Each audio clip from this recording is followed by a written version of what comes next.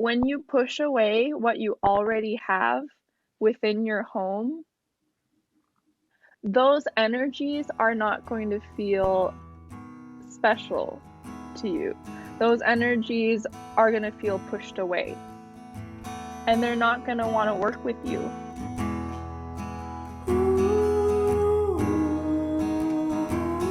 My name is Diana. My pronouns are she and her. And my name is Erica. My pronouns are also she and her. And we are the co-hosts of the Sacred Pathways. Today, we're inviting you along on our search for home, what it means, what it feels like, and our role in creating and shaping it.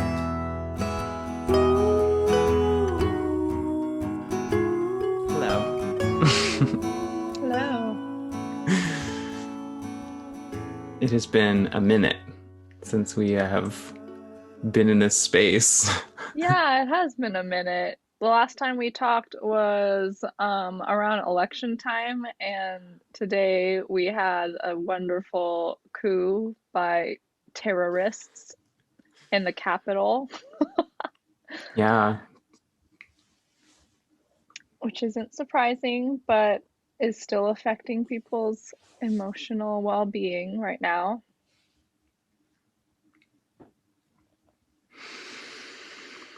Yeah, truly. And it's so strange how we have that sort of darkness. I mean, from our perspective, darkness happening at the same time as the Georgia election, Senate elections are being called for the Democrats, which we see as a good sign. So it's like we have sort of these big, big positives and big kind of negatives, again, from one perspective, Mm-hmm. happening Mm-hmm. kind of simultaneously. And it's like, I feel like there's this despair and hope and despair and hope kind of echoing across the world right now. Yeah, yeah, and I'm seeing that in a smaller scale too. Like a lot of people are really confused about how they should be feeling right now.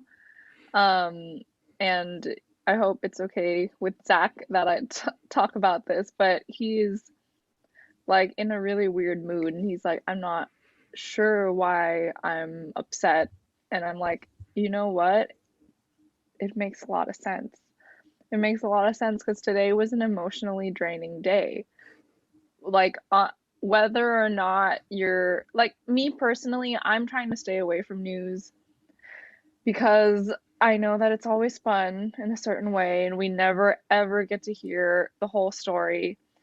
And yet, it's really difficult for me as someone who's trying really hard not to react, not be such a reactive person. It's really difficult for me to not react to this.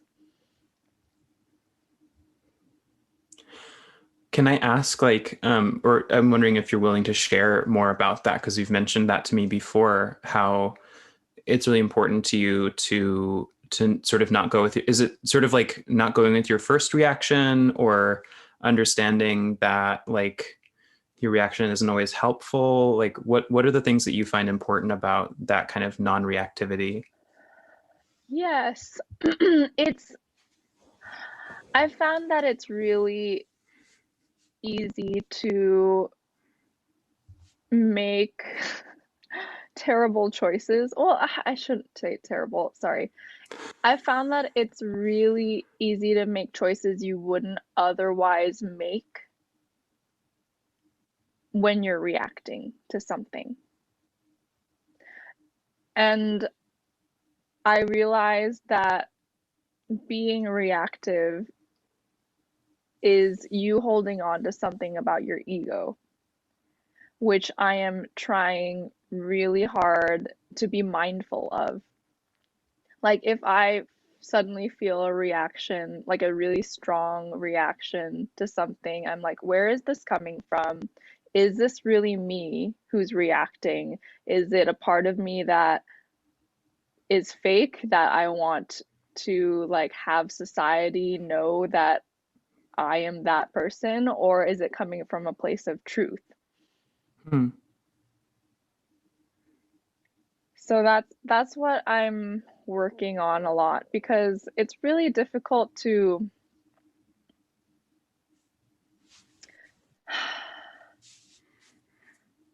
This is one of the hardest lessons about life, or like reasons why life is so hard, is you realize that you can't possibly know everything and know every side to everything and know how people are feeling when they decide to make the actions that they do, or like what they've gone through and why at that moment they feel the need to. Like, obviously, these people felt the need to go into the Capitol, and I cannot possibly take away that justification from them Mm. because I don't know their stories. I don't know where I was going with that. But, oh yeah, right. The reason why living life is so hard. And yet, in order to move forward, you have to make a choice on what you do with that information. Hmm. Knowing that knowing the little information you have, knowing that it's not the whole story, and moving forward from that. Hmm. Hmm.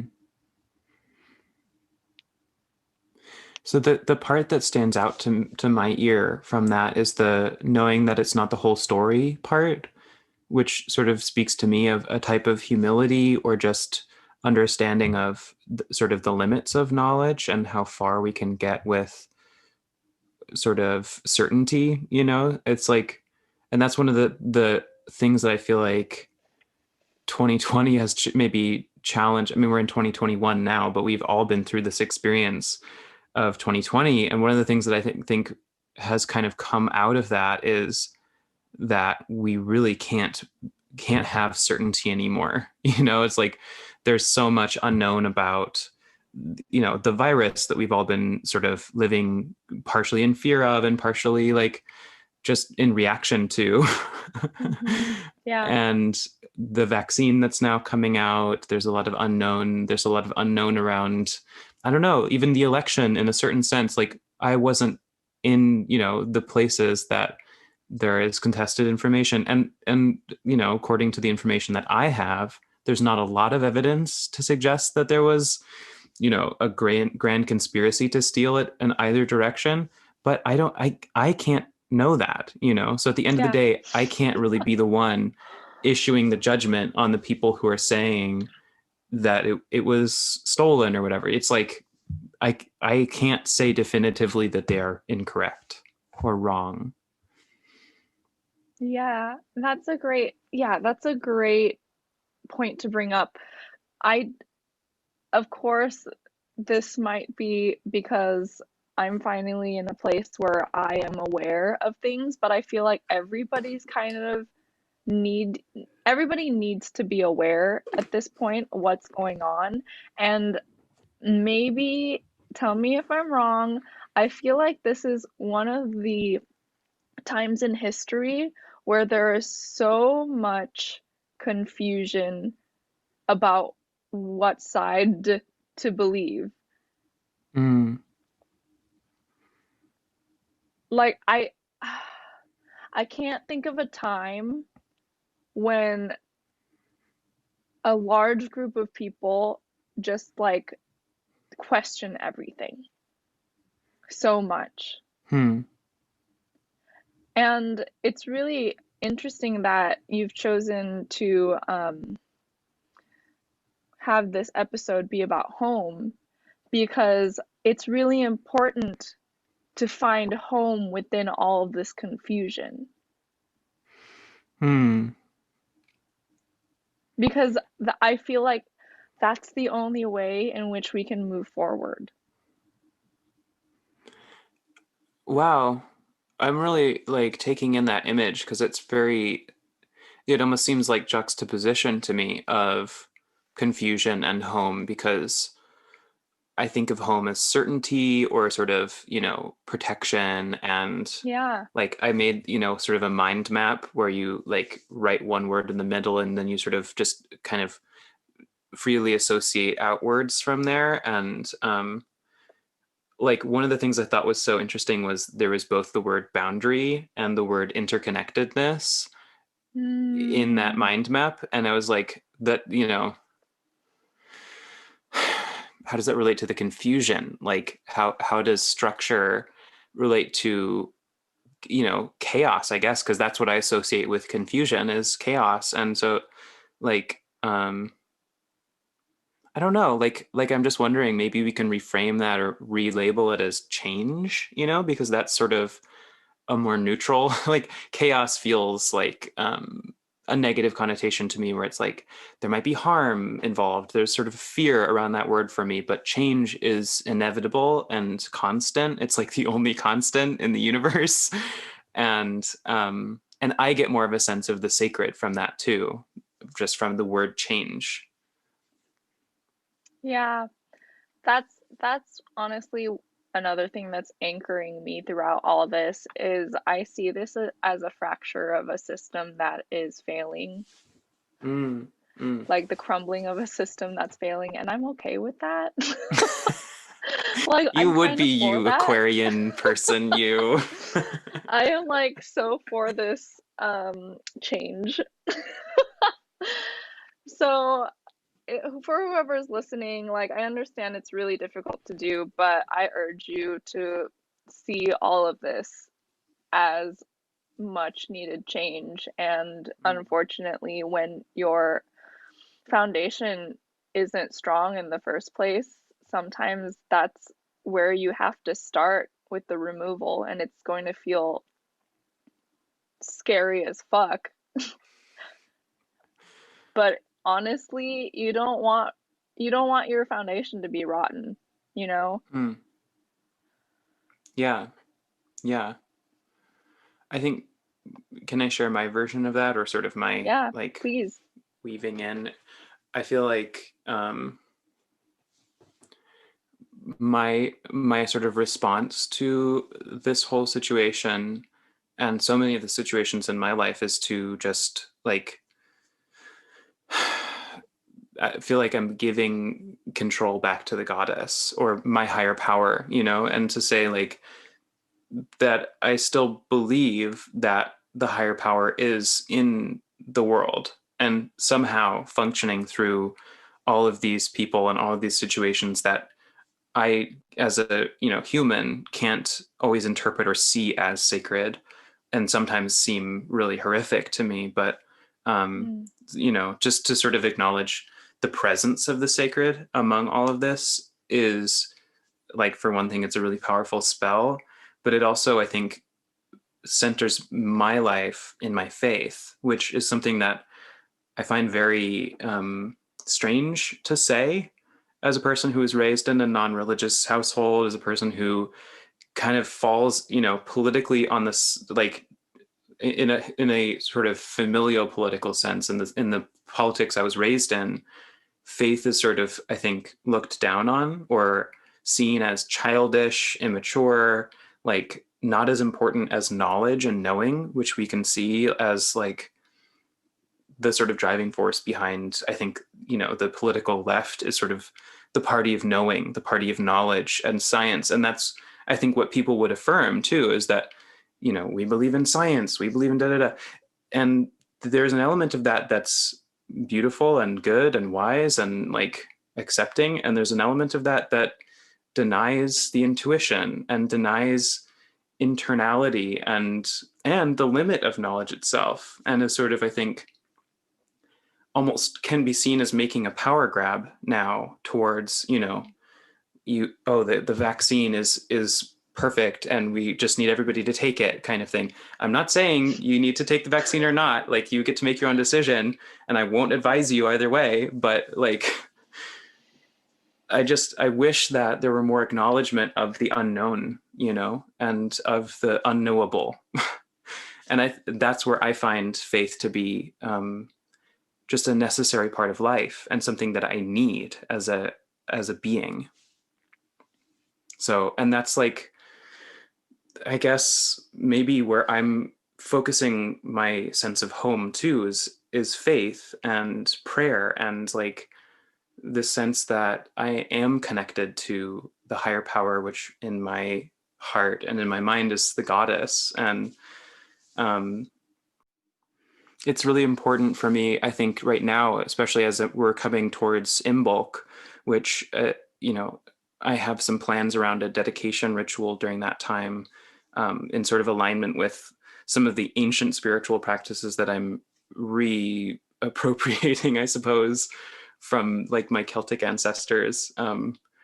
Yeah, it's just important for me to stand in that faith and to affirm it and say that I do believe in the goddess and um, the interconnectedness of the world. And I'm not asking for anyone else to believe that, but it's important for me to say that and to share it with people when asked. So Yeah, thank you. yeah.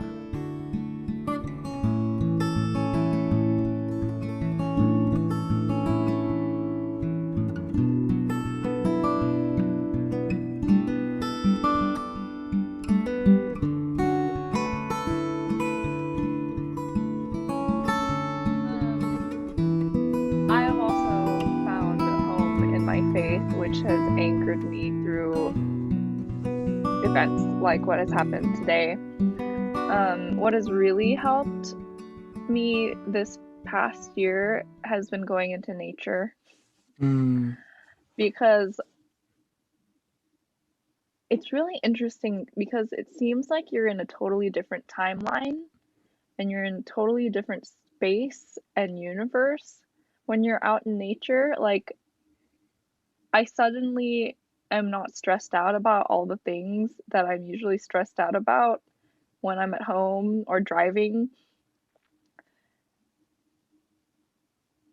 And I find home in myself. So I went camping at Lucerne Valley. It's very beautiful. There was like a 260-degree view of the mountains and got to watch pretty amazing sunsets with super pink clouds that were going over snowy mountains. And I was just sitting there, not even like wanting to know what time it was, because that tethered me to something that I didn't want to be associated with at the time. And I realized that there are so many people who worry about so many things.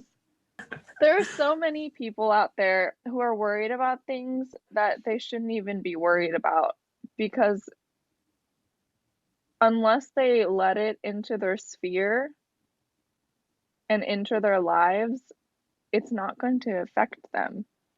mm, And I know that there's like a really difficult balance between standing up for what you believe in and like having motivation to like change the world or whatever, what have you, and finding peace with what is and what you have. It's a really difficult balance, and that's kind of why I stay away from the news, because it really tips the scale and makes and puts me out of touch with what I now know to be home, which is like the peace that I can access within myself.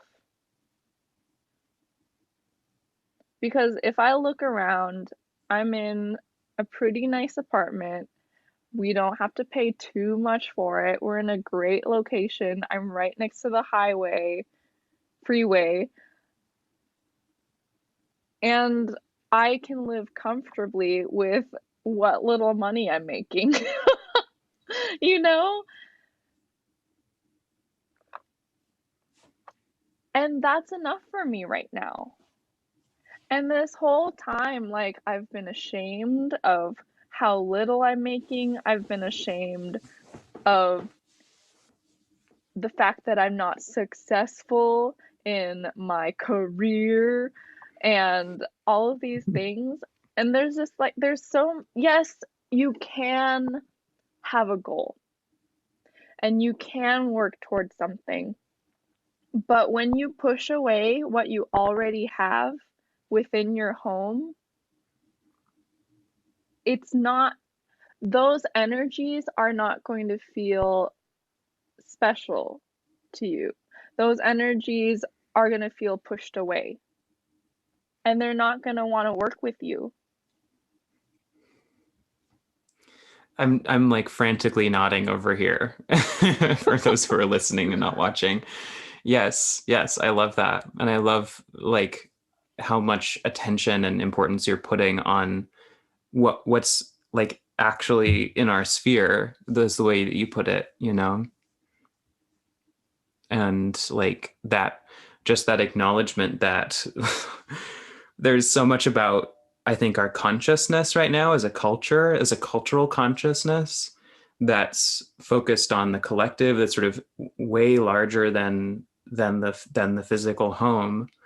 And like I have this sense on in one part of my mind of, that being more important than what happens inside of the physical home or the spiritual home, that like that the riots in DC are more important than us sitting here, me in my bedroom in Northern California and you in your um, office or Bedroom. bedroom in Southern California, like that we're not as important because we are at home.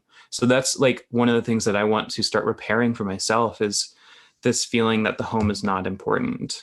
And I feel like, the angry feminist in me just has to say like home is a place that's considered more feminine, and I think that that's not an accident, that it's both considered less powerful, less important, and considered more feminine, Wow. you know? Wow. Yeah. Oh, can you speak more on that, please? That's such a good point, and I've never ever made that connection before. I mean, yeah, so gender is like a huge topic, I guess, for me. And um, I guess like it relates to that discovery that I made that I told you about of this difference in my natal chart than what I thought. I was looking at this one placement. I'm not sure how important it is, but I'm going to say it anyway. Do it. I discovered that my north node is actually in the fourth house. I thought it was in the fifth house in my natal chart, and it's in the fourth house. And the symbolism that I have read about and heard about of the north node is it's sort of it's an axis, right? So there's the north node, and then directly opposite to it in your chart is the south node. And wherever the south node lands is suggestive of a place that you have a lot of comfort and experience in, and the north node is a place of more struggle and also sort of growth in this lifetime. So it's sometimes a suggestion of, I guess, what might be useful or appropriate or like right for you in this lifetime. And the fifth house is more about like self-expression and creativity and play. That's the place that I thought that my north node was. And that kind of relates to this sense that I have of myself as a creator, of a person who like to whom play is really important. And it's like I sort of thought like, okay, yeah, cool, that makes sense for my north node to be in the fifth house. But I also kind of I had this internal reaction of like, well, shit, like that means I have to, you know, kind of get my act together and start creating more, or like that was more important. But so the fourth house is related to the home and like the physical space that you live in. And when I discovered that my north node was there, I felt really excited because Ah! it's like um it's like something I hadn't thought of as a potential place of strength for me, because it's something I've struggled with so far in my life. I'm 27 and living in my parents' house, and I'm really appreciative of this space, but I would really like my own space to live in. Um, and I got out of a partnership, I guess like 5 months ago, and I'm still sort of feeling aftershocks of that. Um, you know, Essentially loss of a family, and So it's a place of struggle for me, and that makes a lot of sense with the North Node placement. But I love the idea of placing more importance there for me as a person, and just there's so much about that that feels right to me in a way that I'm not sure I can articulate, but just that it's like it feels like a positive challenge that I want to take up and say like that could be a place of strength for me and a place of importance. And I have been recently like really interested and curious about this one face of the goddess Nephthys, which actually is like it's an Egyptian goddess, and she's sort of not as important as Isis, who is the main sort of queen.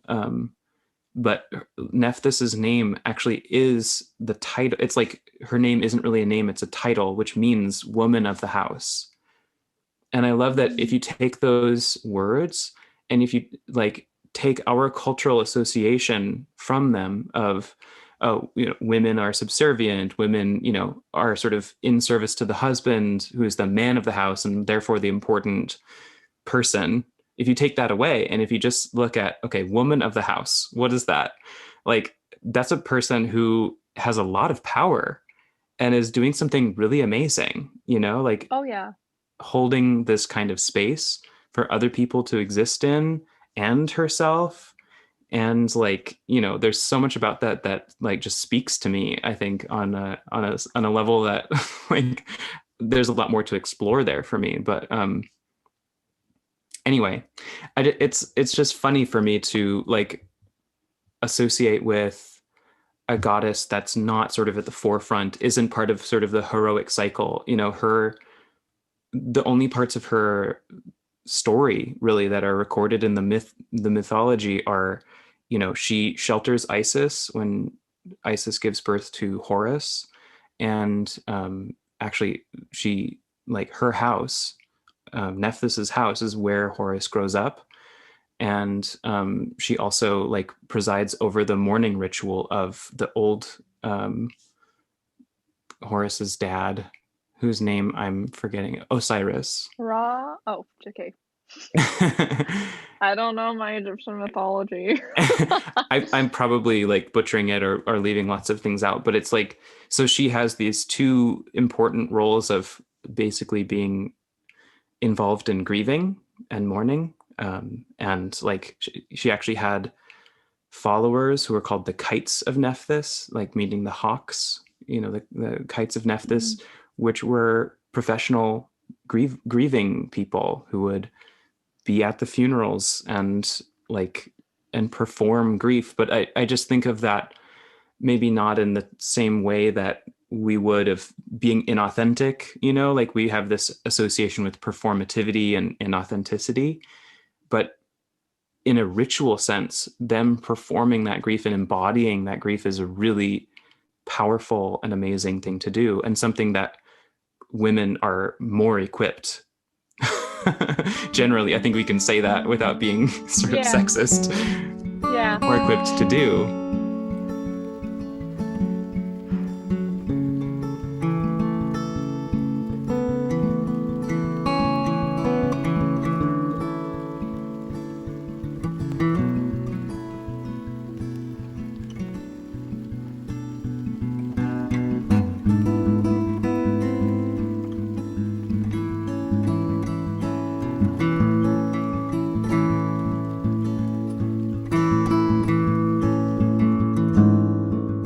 Oh my gosh. Oh, oh, so many things right now. When you were starting to talk about it, I was like, oh my gosh, she is the goddess that holds the space.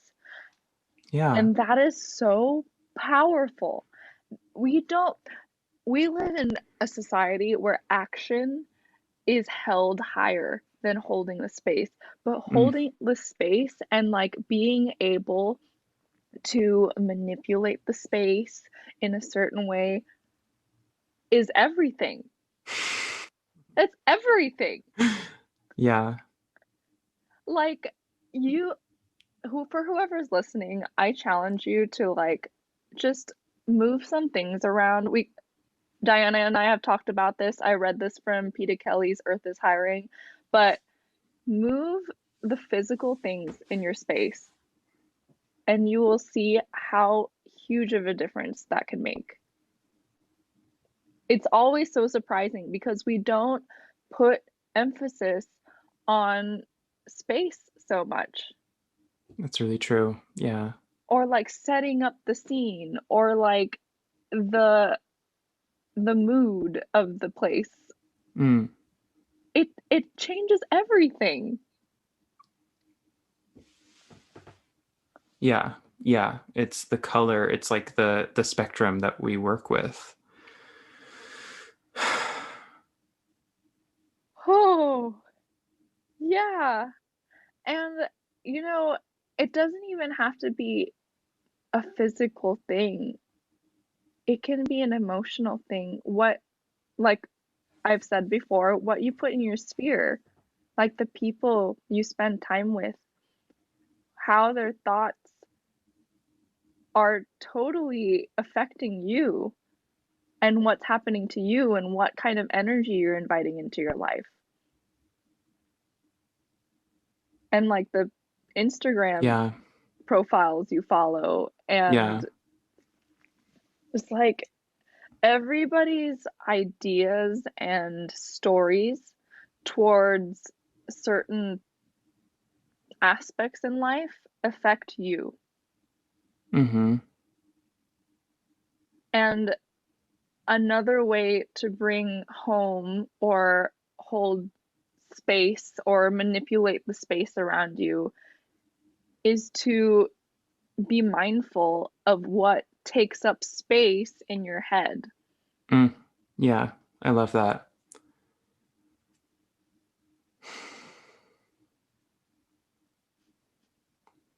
Yeah. And this is making me think of like, I'm all about the sort of combination of the physical and the spiritual because I do believe they're linked. And I don't think that we need to obliterate physical existence to like deal with the spiritual or vice versa.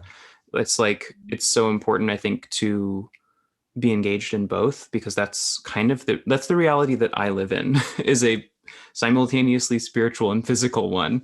And like, um, I found a lot of meaning in just sort of orienting myself in spiritual space as well, like just having associations, with different cardinal directions, like the east being related to beginning and like inception and the element of air, the south being connected to fire and continuation and ignition, and west being culmination, water, and north being the earth and ancestry and like the past in a certain sense. And so like if you have that in mind and you also like use the traditional, directional like associations of clockwise being sort of infusing and counterclockwise being taking out, removing, Hmm. or cleansing, there's so much that you can do. Just simple ritual action in your own space. You know, I love threes. I love the repetition of three, doing three circles around your space, even with your attention and with some kind of intention as well of either infusing or taking out or cleansing. That can do so much, I think, that we don't necessarily put cultural importance on, but that to me has made a big difference in the way that I both work with space, move through space. Like it's just there's so much in that sort of simplistic, like I I really connect that to my child self too. Like I think it's important Hmm.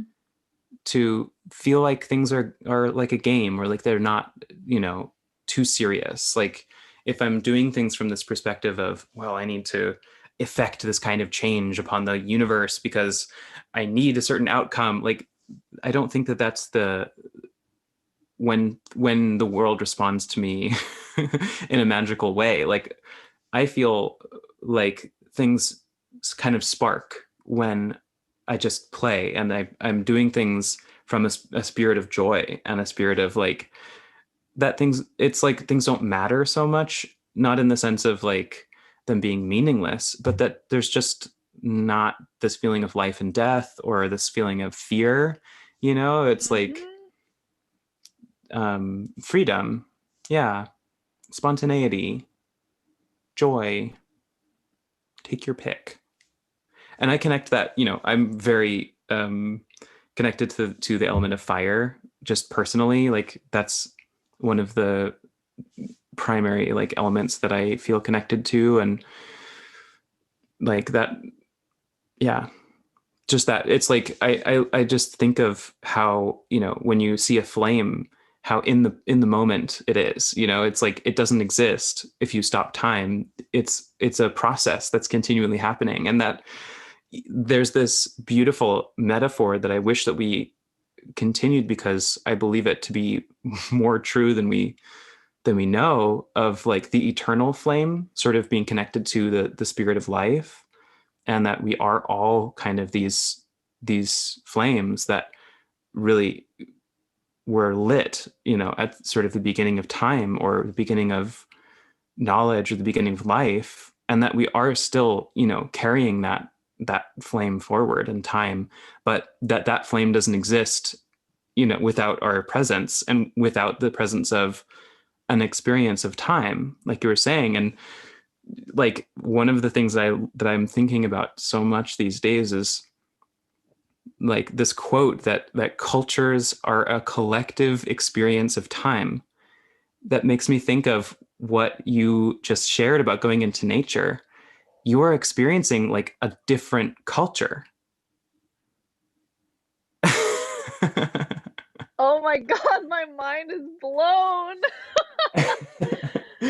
Something just Such a popped over beautiful here way to too. It's put it. funny. Oh, there's spirit saying, yes, Yeah. you are right. Oh, that's wild. Yeah, I was. I was totally experiencing a different culture. And it's like, I mean, this is very obvious, but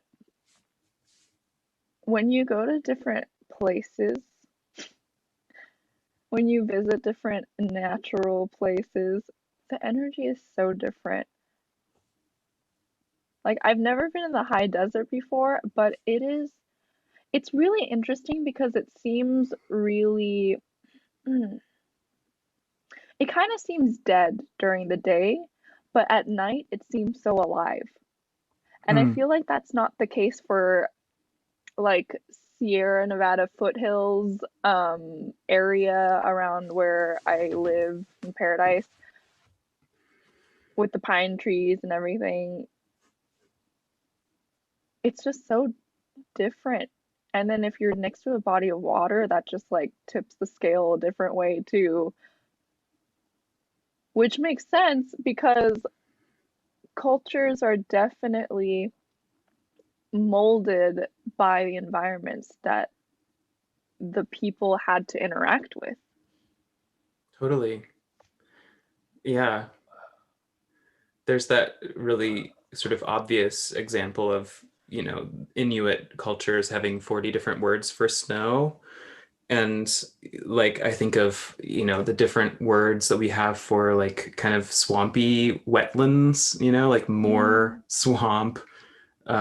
Like there's a bunch more that I can't think of, but like I grew up in a place that I realized as an adult is way closer to a moorland, a swamp like ecosystem than, than a forest in a certain sense. Like mm, there are these kind of rolling hills and pastures and all that, but like the little town that I live in right now is like bordered on at least one side by like a place that floods. It's sort of like a river, but it doesn't move.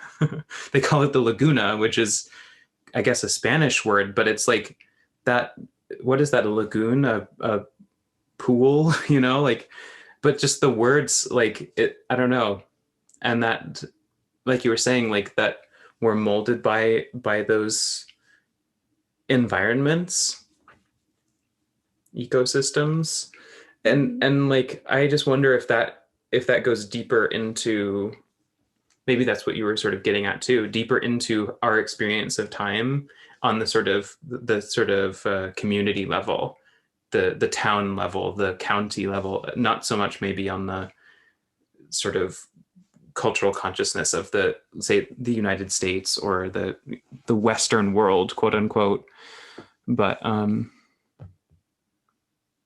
yeah, right. I mean, and that's like I wanted to bring that up too, just sort of the something that I found really important about just like weaving my idea of where I am locating myself and locating my home is like, you know, learning the names of the native tribes that inhabited the area that you're in before they were settled by white colonists, you know, and like learning as much as you can about the ways that they lived their lives and the practices that they had, because you know they were so much more in tune with the natural environment than we are and have been. And what else? I guess I don't know. Like I think that it's important also to just gather some more information and maybe weave poems and like tell stories about the particularity of life in the place that you live, like what the rain feels like, you know, like if you've been out in the rain and if you felt it on your skin, you know that there's like soaking rain and there's light rain and there's mist and there's like there's a million different varieties of what rain can feel like. And you know, I think that that really can embody something that other people can relate to, but also just like part of the intrinsic experience of a place, the spirit of a place.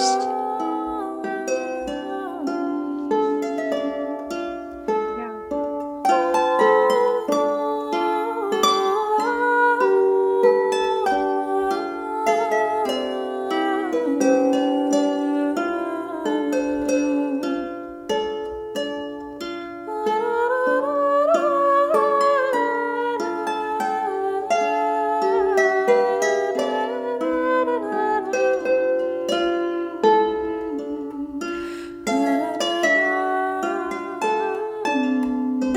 Yeah.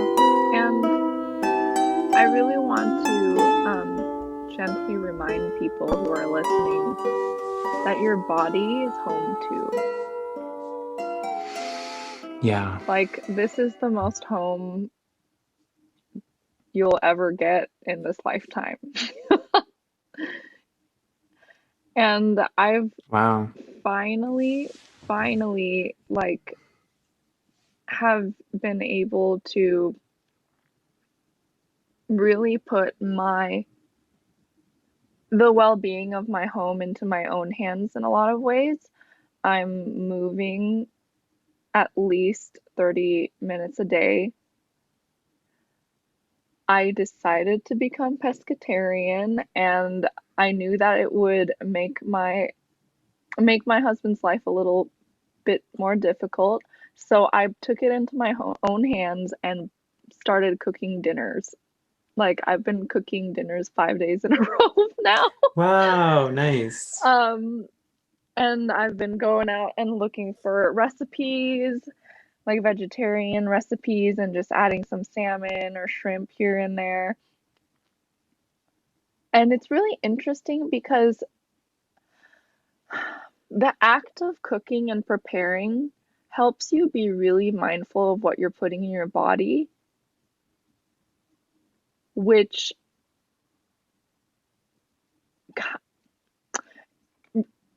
I'm like pretty shocked by this, but the act of cooking and preparing things has prepared what I am putting in my body, and therefore kind of stops me from snacking on Mm. the things I usually love snacking on, like chocolate or potato chips. Um, and I feel really freaking good. Like, obviously, um, this is definitely coming from a place of privilege. Like, I've had the time to do so, Mm. and I've decided to just make the money to do so and continue it. Um, and I'm really lucky to be in that space. But if you aren't in that space, there are really beneficial smaller ways to make sure that you're loving up your body. Aw. Yeah. That's so nice. I love that. I mean, I definitely like to cook sometimes, but I do find it overwhelming if I don't have the time or maybe the attention span to give it care and sort of do things. Like I've figured out actually that one of the barriers for me about cooking is that I know how I want things to be prepared, and I actually love investing the time to just get it exactly right. Like Mhm. I'm about that, like getting as close to perfection as possible. It is never achieved, but it's like you just like spend the time and give the attention to every single step that you can, and like the food that comes out of that process, I don't know if it's like actually better, but I appreciate it so much more, because I've put in that care. And I guess maybe I'm thinking about the infusion of space that way too, of just like if I can infuse more care into my living space and the spaces that are holding me, Mhm. then I will appreciate them more, and there will be more sort of reciprocal love happening. Yes, I'm all about that reciprocal love. And you really do feel it. You really do receive as much as you give in that sense. I mean, in any sense, but like the more care you put into your room just for by putting a bouquet of flowers to brighten up a corner, or the amount of care that you use to, I don't know, oil up your body in the winter time, or just stretching, like before you check your phone, stretching Mm, on the floor. It it's it's like such a beautiful symbiotic relationship of giving and receiving. yeah. Wow. Yeah. That it's like simultaneous, kind of. Yeah, it's simultaneous, and honestly, I'm not used to giving that to myself. I'm not used to giving all of these things to myself, and it's still really new for me. Mm, mm. But like now that I'm doing it, I don't ever want to go back. Oh, I'm so happy for you. I hope that sounds honest and not trite Yes, or yes. like matronizing. Yeah, that sounds really beautiful. I love that. And I feel like I'm giving to myself more too. And I'm like so much clearer on this, like feeling that if I give to myself, then I have more resources to give to others, you know? Oh yeah. So it's Oh yeah. like, it's really clear to me that my self-work and just the things that I'm providing for myself are affecting the ones around me and therefore the collective, and like yeah, I guess that's just what I'm sort of spelling out um in a magical sense too. It's just that like give to yourself because you're worth it, you're worthy of love, and also like everybody else is too, and everybody else will benefit from you giving yourself love. It's Yeah. awesome. Yeah. it's a really, really difficult lesson to learn, and it's really difficult to truly, truly understand. Like I remember, I mean, I'm not even sure if I truly, truly understand it yet, but I'm getting there. But I remember like knowing it's true and not being able to see how it's true. I mean, I think there's an important piece here that we maybe have skipped over or like haven't spoken because it's something that maybe we've, I don't know, taken for granted or just like Mm-hmm. I feel like there's this like understanding that maybe we're both expressing of like a certain amount of like participation in consciousness in a certain sense. That's maybe not the easiest way to digest it, but it's like you were saying about not letting something into your sphere, and I'm talking about sort of infusing energy and all this stuff. It's like all of that, I think, boils down to this like recognition that we are the storyteller and not the story. Oh my God, I it's think that that's true. a really important facet here where it's like there are all these external circumstances that are happening. And I think it's so easy for our minds to say, okay, I'm the happening. I'm sort of maybe at fault here for what's happening. Maybe I'm responsible, da da da. There, like, our brains are like story making machines and like they love it. They're kind of addicted to it. Meaning Yep. is so important to us. And yet we're not the stories that our brains are telling. That's not who we are.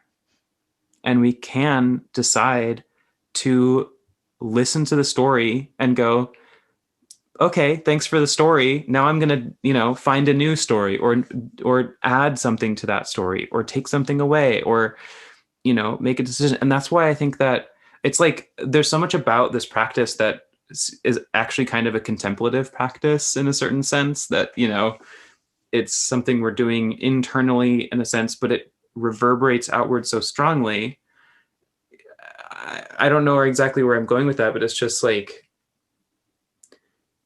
I think it's so fundamental and so necessary and so needed right now for us to, you know, invest in that knowledge and not exactly knowledge, but that knowing, that we have the potential to create story or to sort of project story, but story is not who we are.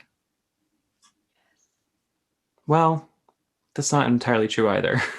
We're not just the story. I don't know. There's something there because it's like I do actually believe that, story and music and these art pieces that we see as external kind of shape our internal realities and internal landscapes. I Hmm. I'm not maybe ready to go further on that yet, but it's something that I'm exploring where it's just like, everything that we take in from the first, nursery rhymes we learn and the first turns of phrase, the first words out of our throats, the first cries that we make, Hmm. everything matters somehow. Everything is meaningful and everything is infused with meaning. And I don't know, like, yeah, there's so much there. I don't know. I'm Yeah. Stay tuned for the next episode. right. I don't know.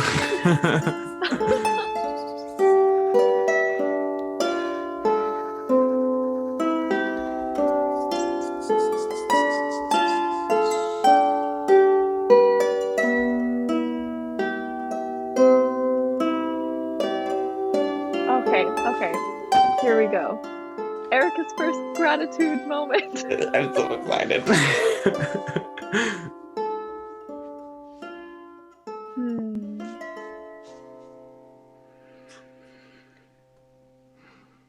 I really want to send out my thanks for everything that we have. We have our bodies, which do miraculous things daily. And we have our minds,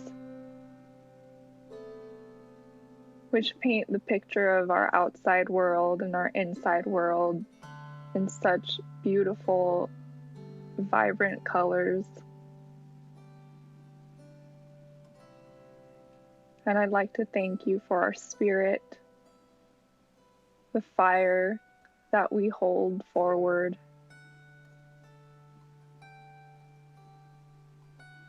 And the space in which we dance and play and cry and scream and smile and laugh, and all the people who support us, who make us feel bigger than we feel. And I want to send thanks to all the different homes that we can live in, that we can inhabit.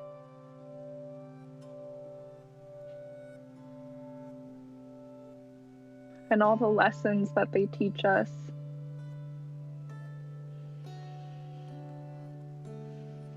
And I'm so eternally thankful for the power that we have to choose what our home is.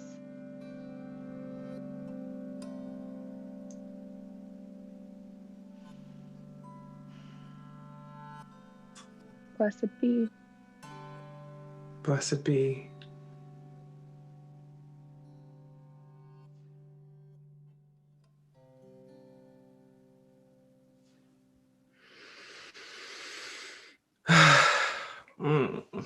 Oh, I wish you were here so I could give you a big hug. I know! That was so nice.